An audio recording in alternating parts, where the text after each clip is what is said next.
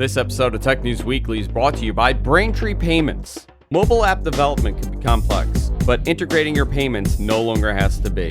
With Braintree, your business can accept nearly every type of payment from any device with just one integration. To learn more, go to BraintreePayments.com/TNW. Starting Tech News Weekly in 3, 2, 1.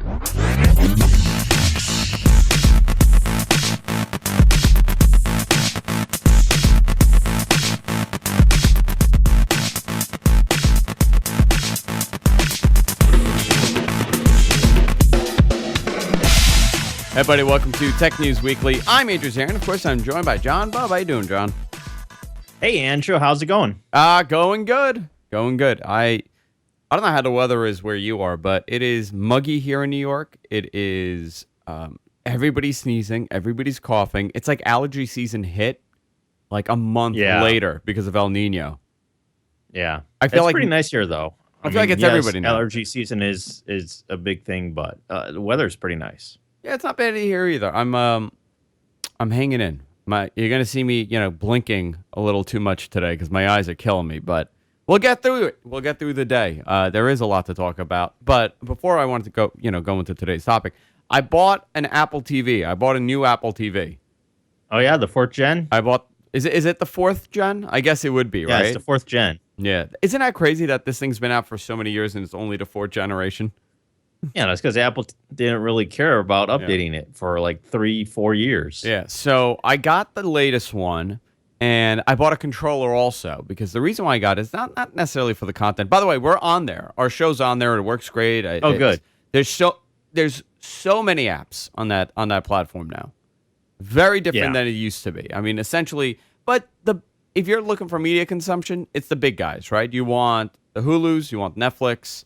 Plex is on there, all the networks. I'm trying to think if there's anybody that is not on there, and I can't think of Amazon.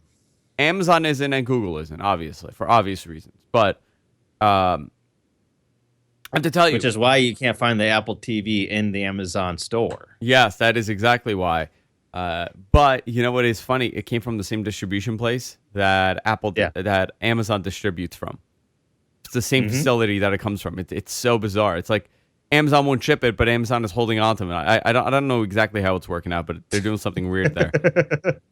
So I got this thing, and I got the controller, and I got it because I have not heard anything about gaming on this platform from people that own it. Like, nobody's doing any kind of gaming on this platform. And the same goes for Fire TV. Like, you have a Fire TV, I have one, and I know a bunch of people, but nobody games on these things. The same goes for the Google Nexus box that they have. So I bought it specifically for the reason to do like a trial to see what the gaming experience is on a box like this. Are these contenders at all? I have to tell you, so I downloaded all the apps. It's a pain in the butt because now you got to download everything all over again.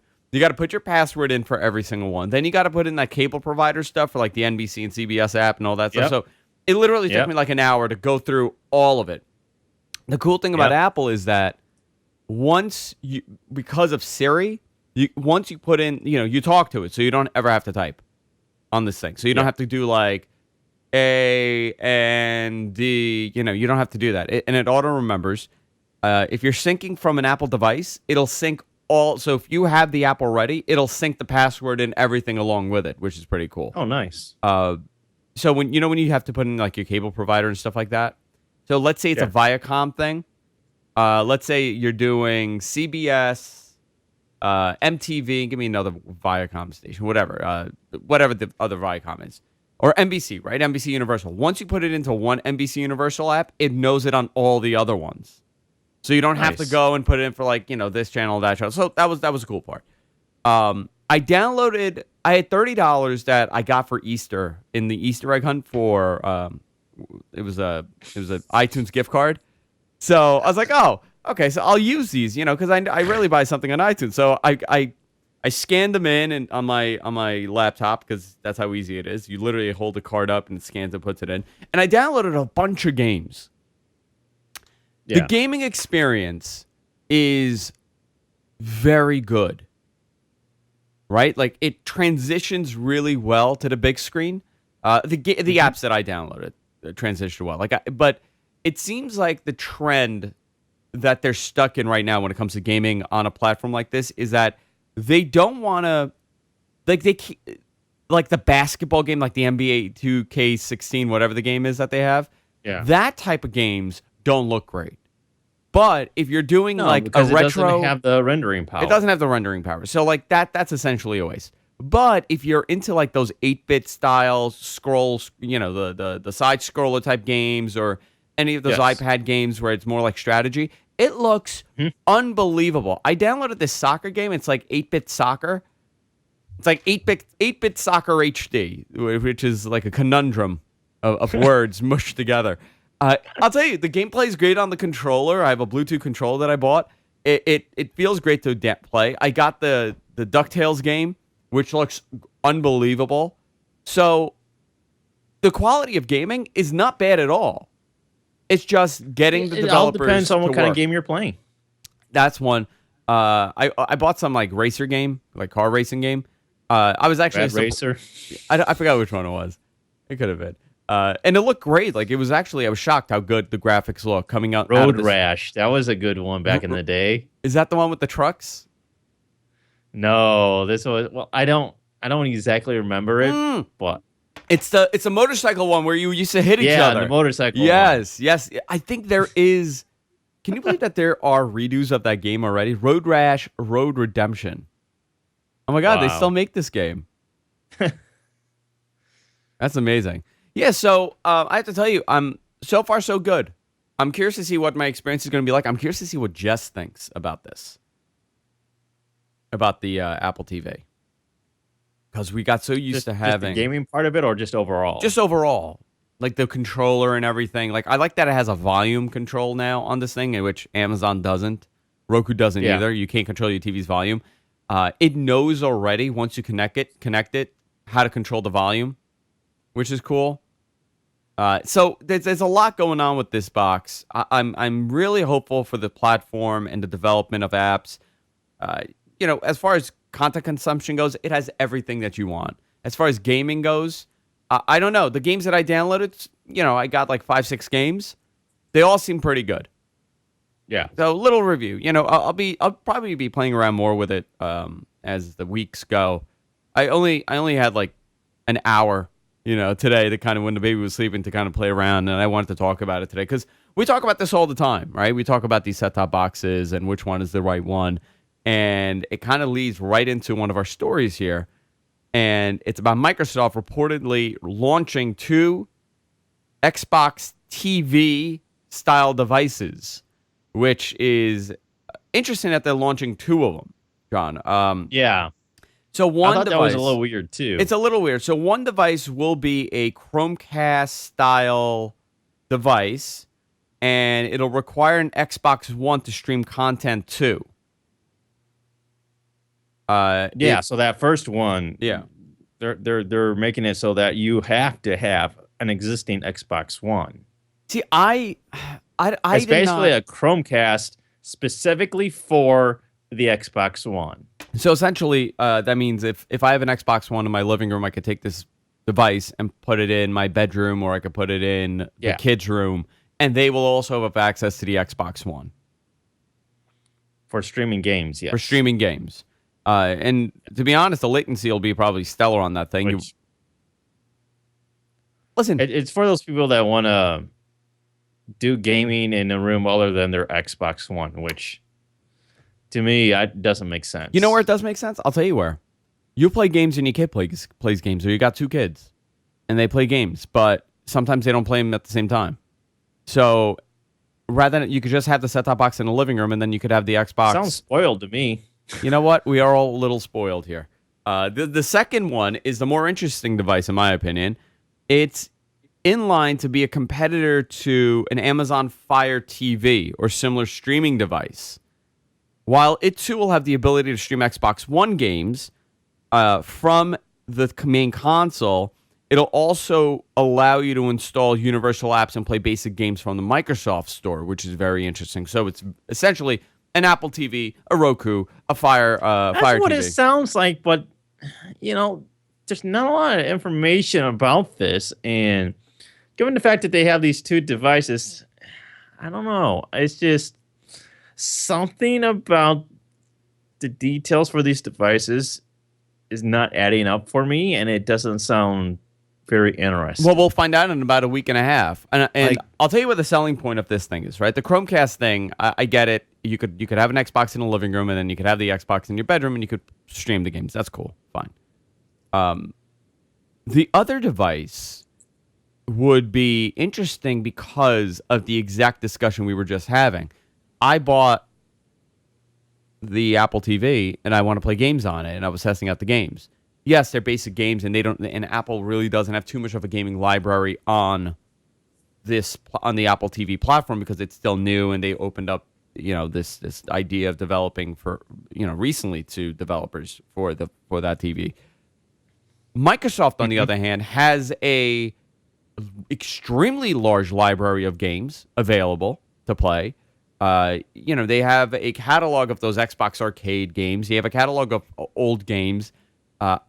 If they market this thing as a gaming box, first, it's a lower end gaming box where if you're someone like me that wants to play some games and doesn't want to spend $400 on an Xbox, you may be inclined, or $300, you may be inclined to buy this. I'm curious on what it means by like basic games. Are we talking solitaire or are we talking like Castle Crashers? Yeah, but at this point, you'd be better off just spending the $300 for an Xbox One. Quite frankly, I would too. Yeah, I would too. Yeah, I mean, if you're going to spend, $50 on one device just strictly for gaming, you should just spend $300 for an Xbox One. Quite frankly. Yeah, well, you know what?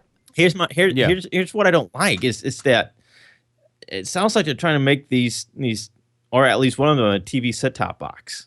Yes, they are. And this doesn't work for me because Microsoft is notoriously bad at this. And this is something that they're already late to the game, and they don't even have an app store for this. They simply do not have an app store for TV apps. Well, they have universal apps, John. But no, this is what I'm talking about is the same problem that they have with Windows Phone. It's that nobody's using a Windows Phone. Yeah. Why would they use a set-top box? Yeah, that's a very good question. And they don't care about TV anyway. They've done away with Windows Media Center and said, "Oh, we don't care about Windows Media Center." I wonder. So unless they're specifically designing something strictly as a set-top box, I have absolutely no interest in it. Yeah, I'm curious on what this box will be. I want them to do something because yeah, I know you do. I'd love for them to actually do a new version of Windows Media Center. I have an HD Home Run Prime, and I'm still running Windows 7. So I have a question. And so even why Windows Media Center on Windows 7 does not work correctly. Even Windows. See, what would, and we've discussed this a couple times, and I know a lot of the people in the audience, they're in the same boat as you. But what would be your other option? Like, if you were to spend some money, what would the option be? For getting, well, it's a tricky question because it depends exactly what you're looking to do. I want to replace Media Center. I want to do everything you're doing right now, and I want to replace it. There really isn't anything. Nothing that you can even buy. No boxes. No nothing. There are a couple of applications, but they're nowhere near even the level of Windows Media Center. Yeah. And see, that's a problem. And that's a major gap. But I guess the way that they see it is it's not the people that were using Media Center were a very specific group of people. And a lot of the people that did those people are still around and very vocal. So what is the prime reason why you do it? Because you record the content, right? That's part of the problem. I record and watch content. Yeah. I'm curious to know. I would love to see how other people implement this, and if people have left. Because listen, most people, from what I know, you consume a lot of content. You are an exception. Oh yeah, because you watch all different types of stuff, all different. It's not like you're into one specific thing. The issues sort of negate that. The issues that I'm starting to have between the tuner and Windows Media Center are starting to make me look at other options. Okay, so what would you do? Let's just pirate everything, Well, John. the only true legal viable option would be to get a dedicated appliance from, for example, from your cable company. From the cable company, so set-top box. Yes. Yeah, that would be the okay. Which they all suck. So, So they're supposed to announce this stuff, I believe, next week at E3. I don't remember the exact date for E3, but I know it's in a week or two. yeah, it's in a week. And now. so Microsoft is supposed to announce these new devices. To me, the details are still kind of sketchy. Yeah. Um, I mean, we're guessing at this point, and we're going based on very little information that Brad actually from Thurrott.com released about this. So it will be interesting to see in a week and a half how this plays out and what they actually release. And yeah, how, I'm setting my expectations extremely low and to the point that I don't know that I really give a crap. the big story is that they're going to have another. They're updating the Xbox. Sometime probably early 2017 or maybe even later this year. We don't have a time frame for it. And it's going to have 4K support. It's going to be a different Xbox. It's going to be an updated Xbox One. Yeah, Sony's going to do the same thing with the PlayStation. Sony's so also doing the same thing with VR. Yeah. It's just, we've gotten into that cycle where there's significant advances that warrant new hardware. Yeah, I think the problem is that these two devices came at a time where we were transitioning over from 1080 to 4K, and now VR is making a major play into this, and the longevity of the current generation console, it's not going to be like the Xbox 360 where it was 8 years. I don't think it would be possible to do it. So I think these refreshes are going to be something that we're going to be seeing. I know a lot of people are going to be upset over the fact that they just bought a brand new Xbox and there's another one coming, but at the end of the day, it's for the better. You're going to get better quality. It's going to, technically it's going to be full HD gaming instead of the 9, whatever they're doing, 980, 960p. The other thing is that the current generation Xbox is getting a smaller and quieter frame. So they're slimming this thing down. It's not going to be this giant brick that you keep, in your living room. It's actually an eyesore when you look at it. So a lot of changes are coming to the Xbox. Yes. And we'll find out more next week, and we'll find out what Sony is going to be doing also, which, will be interesting to talk about. Guys, before we move on, I want to thank our sponsor, and they've been with us for a while, and that's Braintree. By next year, maybe by next week, there could be a whole new payment method, a whole new way to accept payments. Maybe it'll be the next Bitcoin, maybe it'll be the next Apple Pay. Places around me are accepting Samsung Pay, Android Pay, Apple Pay. There's another payment method that I can't think of that like Walmart is doing. You have all this different types of way of paying for stuff. And if you are a business owner and you're a developer, this could be a big time hassle for you because every time your mobile application, your app has to be updated every single time you do this. And that means more coding, more hiring, more of a mess to configure, more of a mess to set up. It doesn't matter if you're accepting pounds, PayPal, Bitcoin, Apple Pay, does not matter. With Braintree, it's a full stack platform, meaning you could easily adapt to whatever the future is going to hold for you. You're going to have no problems accepting the next wave of payment. If you go to BraintreePayments.com/TNW, you can learn more there. It's simple. It's secure. They do a token-based system, which, John, I know you're a big fan of, the token-based systems. Mm-hmm. Meaning, if you are a vendor or if you're the customer, when you provide this information to purchase something or someone gives you the information, you don't actually hang on to the credit card information. A token is generated, and that is the authentication to whatever company that the payment is coming from. So you don't have to worry about things getting, these data breaches happening. It's very safe. Braintree Code supports Android, iOS, and JavaScript clients. The SDK is in many, many languages, and it's a very elegant piece of code, literally 10 lines of code. And if you're the developer of this and you need to call someone, guess what? Someone is there to help you. BraintreePayments.com/TNW. No late nights, no complicated procedures, no stress about staying ahead of the curve. I want to thank Braintree for supporting the show, for, of course, supporting GFK Network. BraintreePayments.com/TNW. Actually, I like these guys a lot. I know I hear from a lot of our viewers that have implemented Braintree in their payments, and they're very, very happy with them. So you guys should definitely check it out. John, let's talk about the iPhone. Yes, another event that's happening in a couple of weeks. Jeez, so we have E3 to cover. We have this to cover. I could care less about E3. I'm not a gamer. I think I'm gonna do E3. I think I'm gonna do the Microsoft. You can talk about E3. No. I think you know what I'll do. I'll do it with Nick. I know you don't like the gaming stuff, so I think I'll do it with Nick, or I'll do it with Paul during the Microsoft announcement. I'll do something for E3 this year. But this Apple one will be the major one that we're gonna definitely be covering. Yes. The iPhone 7 will be announced in a couple of weeks. We're guessing at WWDC. Well, not the iPhone 7. I'm sorry. But The information pertaining to the iPhone 7, such as the new version of iOS. Yes, the new version of iOS will be announced. The next version of the Mac OS will be announced. Yeah, and it sounds like really with WWDC this year, they're going to focus mainly on software.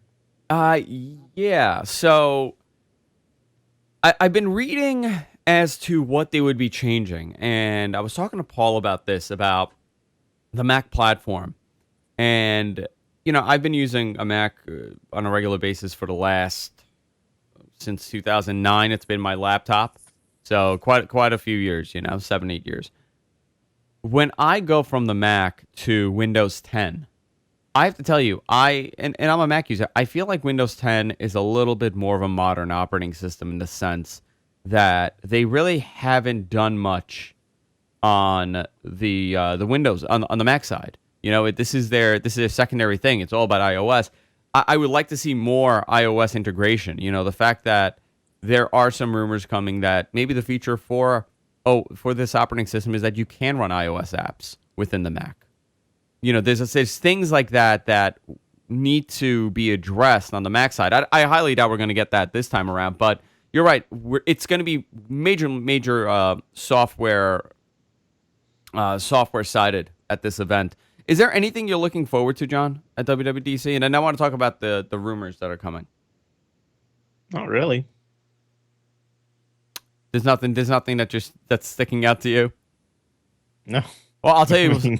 I'll tell you one. It's one of those events where it's not necessarily the most exciting event that they do, where they're like announcing a bunch of new hardware. So they might announce some refreshes, but yeah, we're gonna get a MacBook refresh. I'm gonna be very. A lot upset. of this also pertains to both the stories that we have in this block.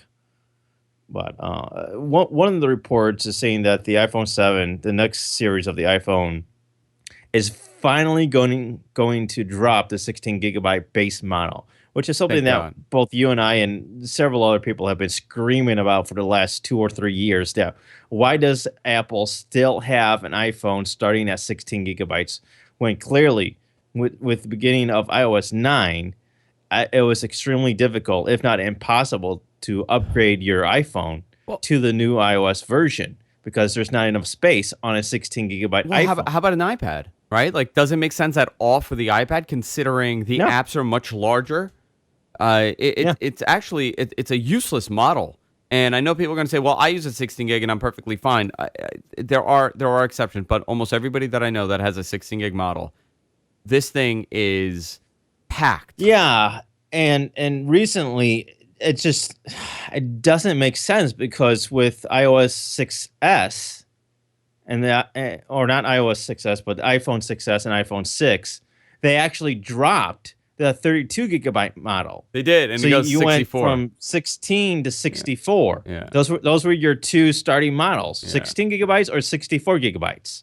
And with this latest rumor, Apple is being said that they're going to have a starting base of at least 32 gigabytes, with other options being 128 and 256.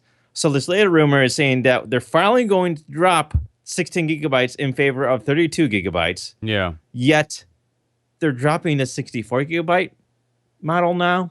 Yeah, so they're bringing back 32 gigabytes, but dropping 64. That's what it seems like it's going to happen, which is crazy because the 64 gig model is...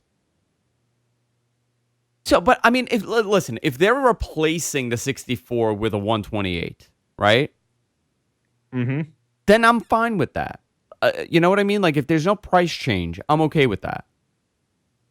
I'm not as concerned. Like I think it's really this is it's clearly shitty a Apple way of doing things to grab another $100 from you still, so that they can have a model that's the base model largely being too small for most people, and then forcing them up to another $100 for the next model up with the more space. Yeah, which is the same as the 16 and 64.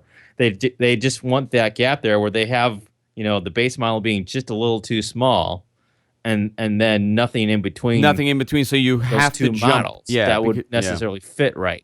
Yeah, you have to jump. They don't want to do 64 gigabytes because then everybody's going to start doing the 64 gigabyte model. Okay, that'll be perfect for the majority of people out there, and they're just going to do that base model. And so I don't know. It's just, so we're looking at 32, 128, and 256 storage. Yes. Okay. The 32 gig will take over for the 16 gig, correct? So it's going to be that price point. Yes. Okay. The 64, which was the next step, the $100 more version. So what is this? Let's say let's go $199 for the 32 gig. I'm just making the prices here.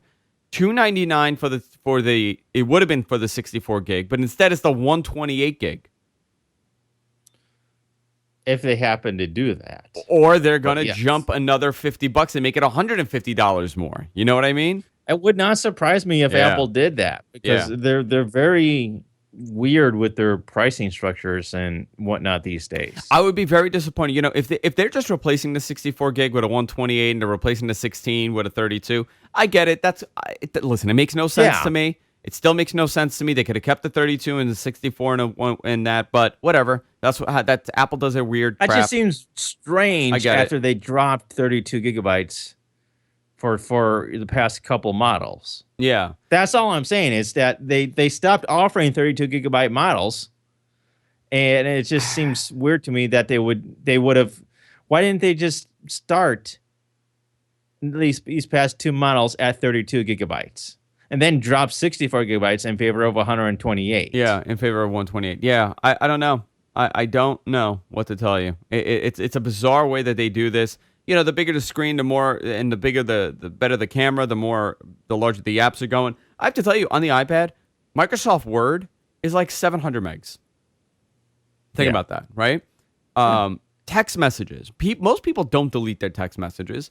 So all those photos, all those messages that you've been piling on for years is taking up gigabytes and gigabytes of I had to space. do that earlier this year where I had to go through and delete a bunch of photos and videos because I started running out of space. Yeah, and I have 64 gigabytes. I had to do that on Jess's iPad because, the messages also go to the iPad, and she didn't understand why she was running out of space because she doesn't take any photos with this iPad. She barely runs apps, but it was the text messages with all the images attached to it that it was like 8 gigs, and it's slowing everything down.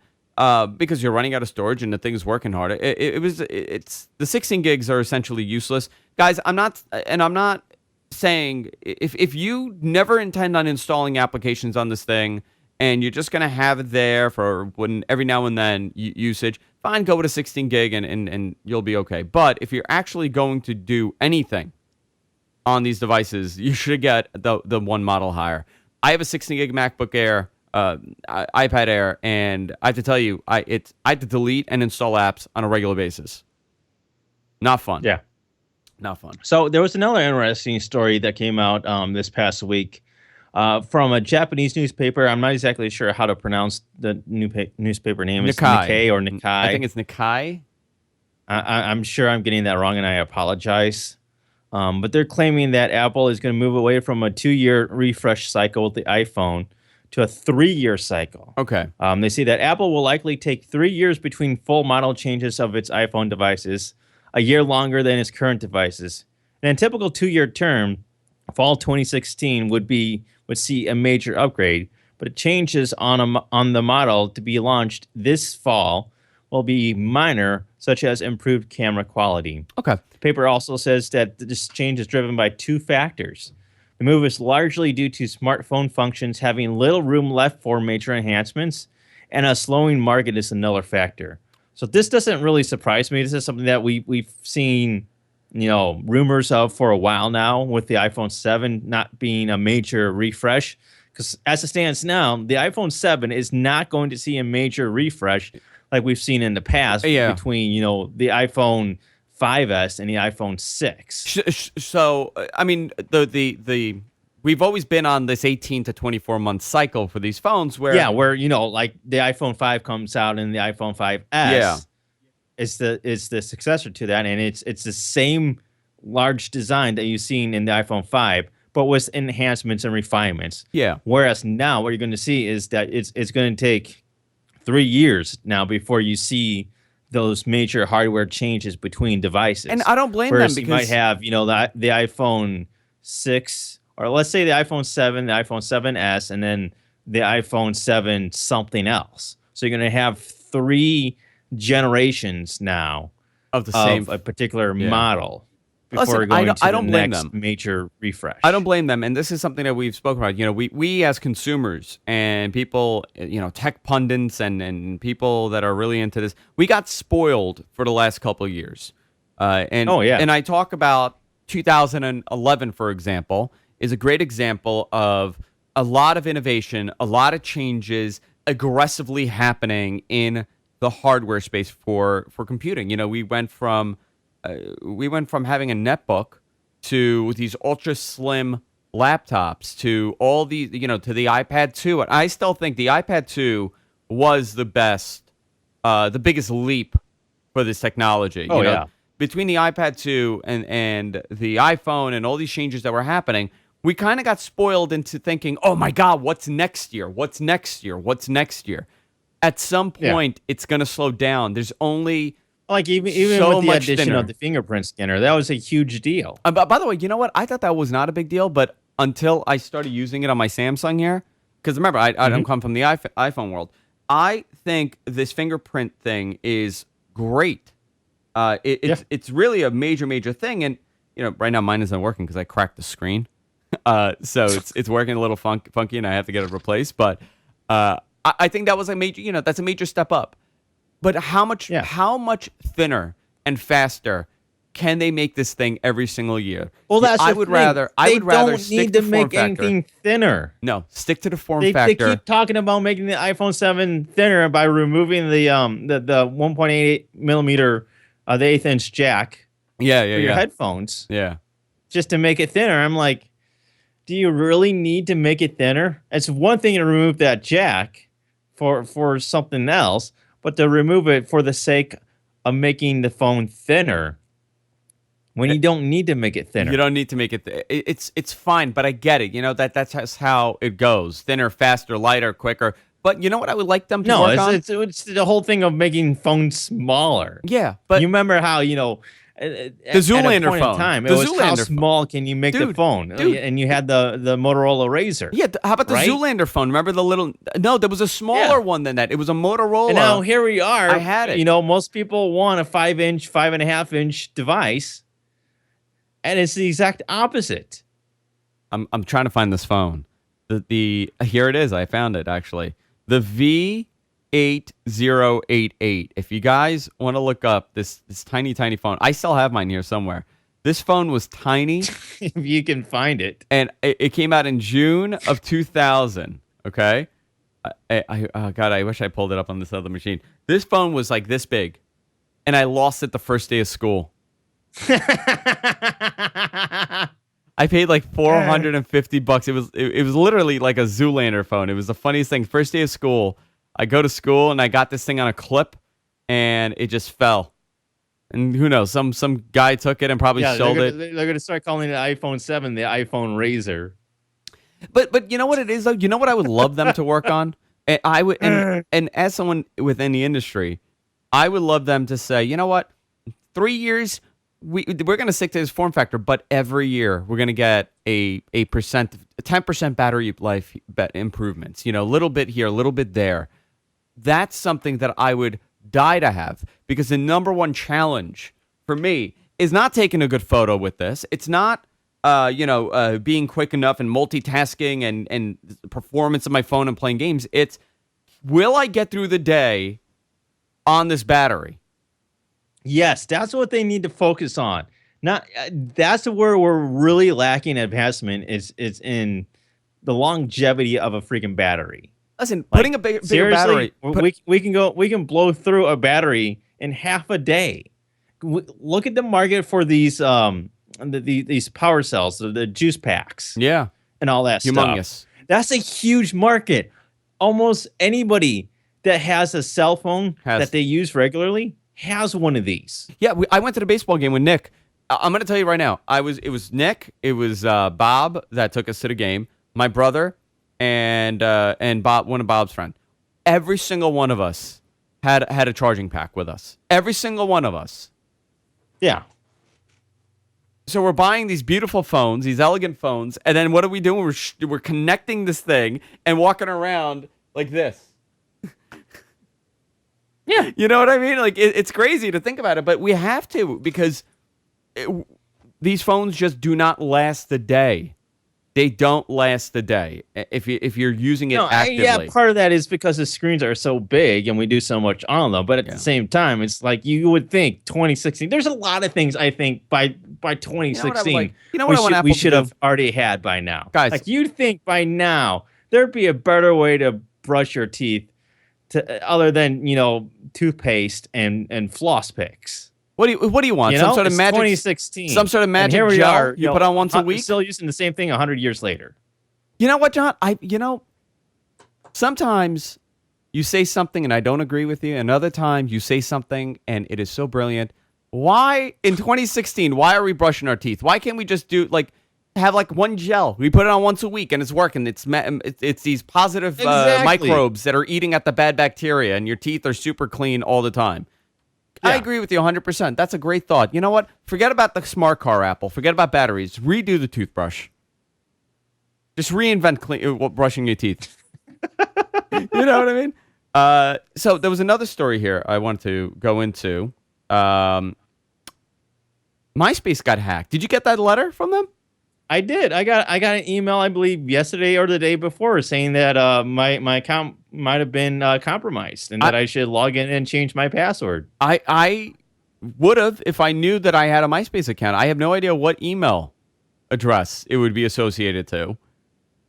I have no idea what my password would even be. Yeah, I could not tell you the last time I looked at MySpace. Let alone logged in. Is anybody using it? Like, what do you think their usage is? Well, they said that 360 million people were hacked. And this is basically anybody that created an account prior to 2013. So everybody. And sadly, Time Inc. just bought MySpace like a couple months ago. So MySpace is nothing. It's nothing like it used to be. It's just a name now.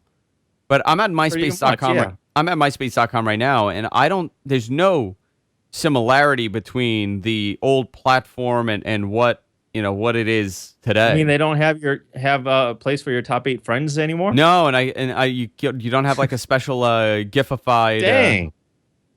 I mean, it's mostly about like music news and industry news. Like it says the new women's. Yeah, that's because Justin Timberlake owned it. Yeah.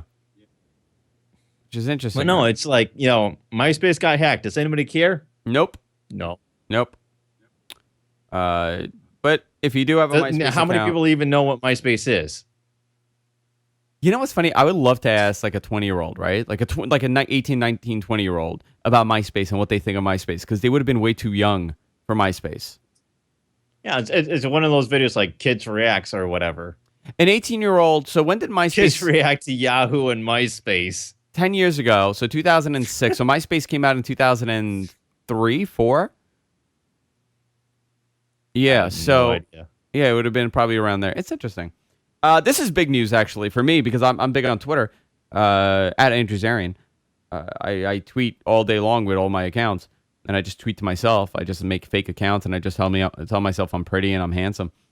Twitter will drop. That's true, by the way. Twitter drops media and @name replies from 140 limit. Now, this has been a big major thing. Part of the magic of tweeting is kind of putting your thoughts together and then editing exactly what you need to say in 140 characters. And it is a struggle sometimes when you're trying to make a post, because if I'm linking to you, it'll shorten the link, but it still counts it. If I'm doing an @ it'll still count it. So God forbid you have a long username. So this is something that people have been wanting them to do for a long time. I believe soon photos and videos won't be included in that tally as well, freeing up more space for people to write. What's more, usernames and replies won't count against the limit either. This is going to start taking effect. What's going on here is that usernames and links have a defined character limit, because everything, either the username is limited to 15 characters, so they can easily exempt that because it's something that's registered. It's not like a hashtag where the hashtag could be any number of characters. And links, which automatically get shortened by Twitter to their URL shortener, which is, I believe, 18 characters long, 18 to 24, I think. Yeah. And that's easily defined in their software to be able to be exempt. I'll tell you, this is really going to change the way that people are tweeting and the way that they're putting their thoughts together. The only thing I'm a little concerned with is with like spamming, since there's no limit now. So I could pretty much do an @ reply to like 500 people. No, you cannot. So how are they limiting this? They're limiting it to the first username that you are replying to. You actually have to use, like an official program, and you actually have to reply to somebody using the reply button. Okay, That's so not if I'm just doing simply putting everybody's username in there, that is not going to work that way. Okay, so let's say you tweeted something. I do @Suncast, and then I want to also add Paul Thurrott to it, so I do @Thurrott. @Thurrott will still count against my characters, but you won't. As far as I understand the way that this is going to work, yes. Okay, that makes a lot of sense, and I actually like that a lot. I like that a lot because right now I believe it's when about you time, it's like they needed to come up with a way, and I think this is a very good way of increasing the character limit. Yeah. So Google is going to be doing something interesting. They're going to be they might name and shame slow to update Android vendors. This is interesting because it seems like now they're going to get a little aggressive here. Yeah, what they've done is that they have created a list of manufacturers and vendors that are slow to update their Android devices with updates. And right now, the list is private, and I believe this is according to Bloomberg, if I'm not mistaken. Let me see here. Bloomberg tipsters claim that Google has created this list that mark Android manufacturers based on the timeliness of their updates. The list is private right now, but the company is considering making them public to shame vendors that drag their heels, hoping that those brands too sluggish to make the list will strive to do better. So this is basically them possibly identifying the manufacturers that are slow to update their Android devices and software, and possibly making the list public so that everybody knows that these vendors these manufacturers are slow. So if it's not the manufacturer and it's the carrier, are they going to shame the carrier as well? It doesn't seem that way. They said that other work is being done behind the scenes too.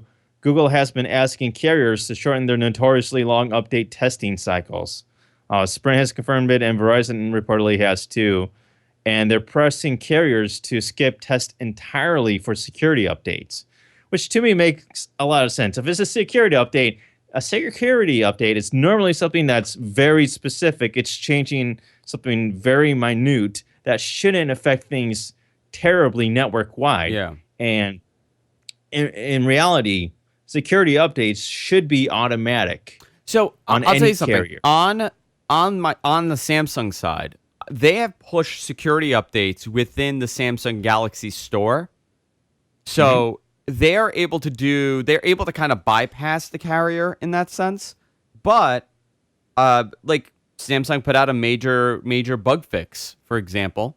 You this can't phone. be sitting there, 3, 4, 5, 6 months down the road before you give your that's what they customers a security update. But that's what they did. So with one of these updates, AT&T got it first, Sprint got a second, Verizon sat on this thing for like 2 months, and then Verizon got the update.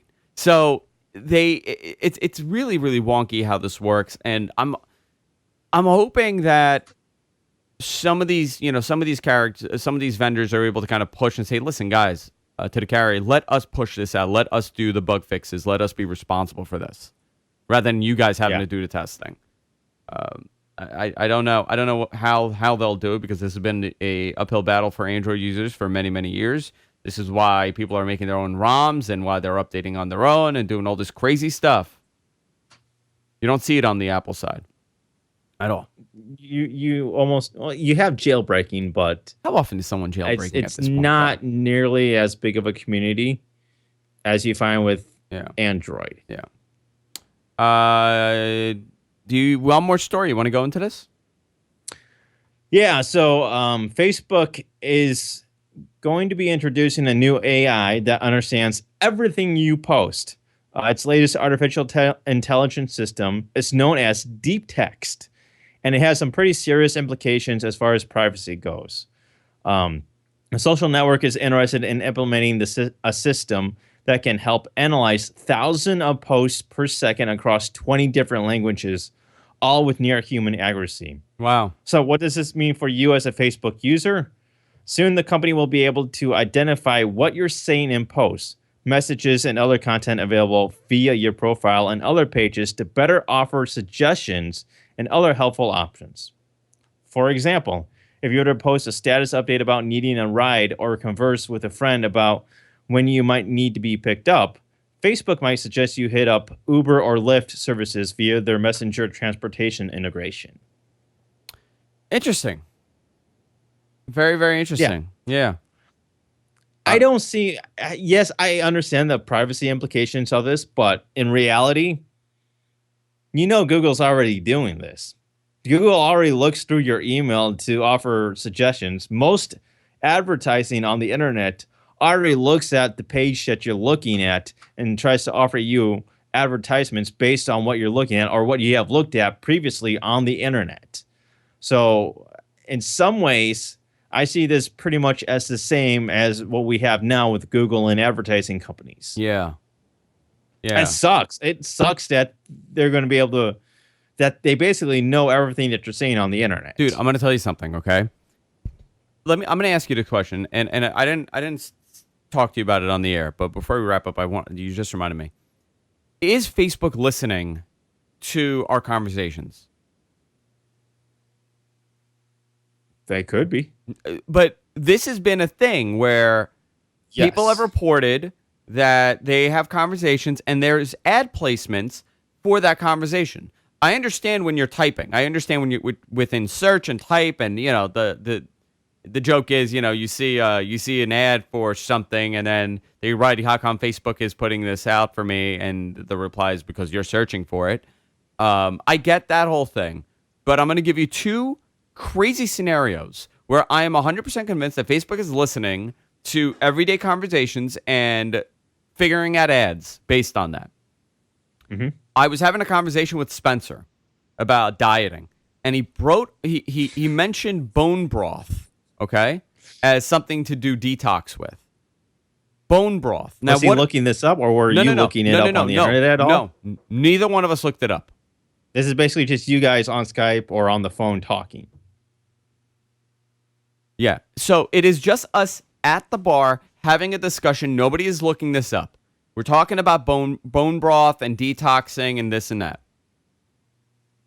The next morning, both of us have a bone broth ad on Facebook. What would the odds be to have a bone broth ad on Facebook? Just yesterday, I was having a discussion with someone about, God, what was the other thing? And I saw it for the second time. I said, maybe it's a coincidence. I did not search for this. Who was I? What was the ad? I took a screenshot, actually. Let me look at this. Hold on. I'll tell you right now. I took a screenshot to remind me to talk about this today. Okay. So I went to the Mets game, okay? This is it. I went to the Mets game. I was with Nick. I was with my brother. And all I was drinking was Goose Island IPA. So every time someone say, what do you want to drink? I would say, give me the Goose Island IPA. What do I know? On Twitter, not even Facebook, Goose Island IPA ads coming up. I haven't searched Goose Island IPA.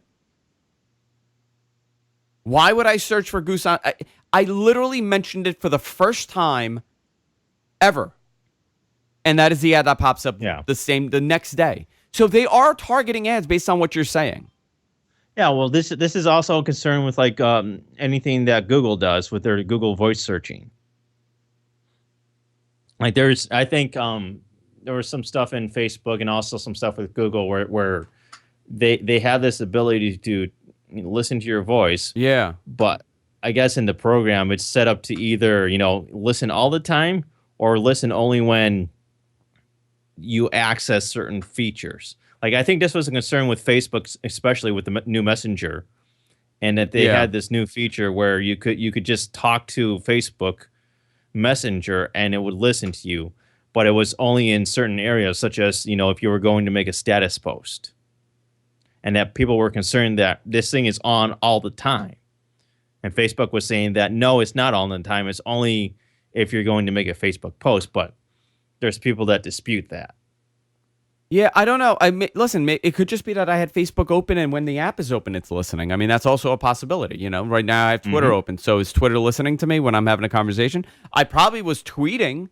I probably had Twitter open when someone said, "What do you want to drink?" And I said, "Goose Island IPA." It's a catch-22 because on one hand, you want all these cool things that these devices can do in terms of interpreting your voice and what you're saying and predicting what it is that you want to do. But it's scary. But at the same time, you want privacy, and you really necessarily can't have it both ways. Either you're going to give up your privacy in order for these features, or you're going to maintain your privacy by giving up the features. I'm telling you right now. It's one or the other, and it's not both. It's not going to be both. I don't know what it says in the terms of service. I'm sure that it says that they can. I've heard stories that they've denied doing this, and I've heard stories that it's part of what they do. The fact that there was a bone broth ad on both our phones speaks volumes, because that is not an ad that you will see on Facebook ever. It's the same concept of walking down the street and having all these cameras look at you and then identifying you and then giving you targeted ads based on who you are. Yeah. Like these cameras see you, they recognize you, and then they display ads because they know who you are. I and get what you've been searching for in public. It's like a sci-fi movie. I get like search ads, right? Like if I and I see that happen all the time on Facebook. Like if I've been searching for something, it'll use that as a source for an ad. If I'm on a Samsung phone, it knows the target. It knows my phone and knows to target a case or a battery holder for your phone. But the fact that I'm having a conversation and it's listening and it's targeting ads, that is a little scary. Yeah. Or guys, it could be a total coincidence. Or all this could be a total coincidence. But I get like the beer ad. I could say that that's a coincidence. But the fact that there was a bone broth ad, yeah, a little weird. It's kind of the way things are nowadays. Yeah. Like we've had this targeted advertising now for a while, and now it's expanding based on, having your microphone accessed by Facebook or Google and being able to listen to what you're saying. And that's in part by design so that these devices can better predict and respond to what it is that you're asking them to do. Yeah. So, catch-22. All right, John, guys, you want to help us out? Go to our Patreon page, patreon.com/whatthetech. Fund us there. You could give us anything, a nickel, a quarter, a dime. We'll take it all. Fund us so we can continue doing this. Also, if you're buying something on Amazon, use our link, gfq.co/Amazon. That's gfq.co/Amazon. Quick favor from all of you. What the Tech and Matt Men are both nominated for a podcast award this year. You go to podcastawards.com. You can vote every single day. Go there and vote for Matt Men in the sports section and What the Tech in the tech section. I think I want to win this year. We're really pushing to win. We'll see how we do. But I really would appreciate you guys. It takes 2 minutes. Just go there, click on those 2 podcasts, and you're good to go.